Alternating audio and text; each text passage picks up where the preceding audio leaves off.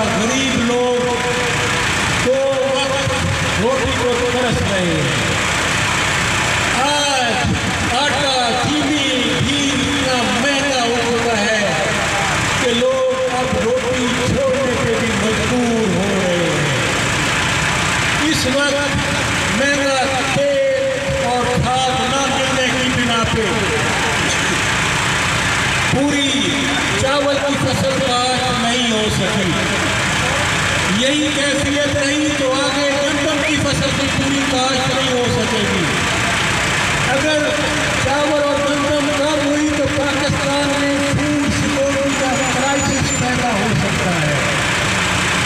وہ لوگ جو مٹی زمین کی دھرتی چیر کر سخت سردی میں ننگے پاؤں پانی کھیتوں کو لگاتے ہیں، جو چلچلاتی دھوپ میں بیوی بچیاں پہنچے ہیں ریلی اور جلوس کی شکل میں اس بات کا اظہار کرنے کے لیے کہ ہمیں امپورٹڈ حکومت کے ناجائز اقدامات منظور نہیں ہیں۔ آج کھاد گم ہو گئی، ساری بلیک ہو گئی افغانستان کو۔ آج ڈیزل کی قیمت اور اتنی زیادہ ہو گئی کہ ٹینکر اور ڈیزل ٹیوبل چلنے بند ہو گئے۔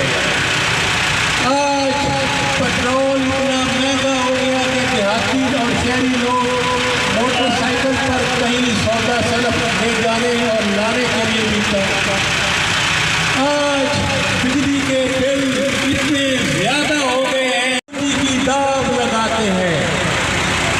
وہ لوگ جو کماد کو آپ تک شہروں کو چینی پہنچانے کے لیے پورے سال اس کی حفاظت کرتے ہیں، وہ لوگ جو کان کے لیے تن من دھن لٹانے کے لیے ہر وقت تیار رہتے ہیں، وہ لوگ جو آپ کو عوام کو شہروں کو پاکستان کی عوام کو خوراک فراہم کرنے کے لیے دن رات محنت کرنے کے بعد جب گھر لوٹتے ہیں ان کے گھر میں اتنی خوراک بھی نہیں ہوتی کہ اپنے بچوں اور بیوی کو کھلا سکیں۔ آج مزدور کسان، آج کاشتکار مزدور کسان حکومت، وفاقی حکومت کے اقدامات کو مسترد کرتا ہے، جنہوں نے مہنگائی کا بہت بڑا بوجھ عوام پر لاد دیا ہے۔ آج پاکستان کا خزانہ لوٹا جا رہا ہے، پاکستان میں مہنگائی کا فلڈ آ چکا ہے، پاکستان میں کرپشن دوبارہ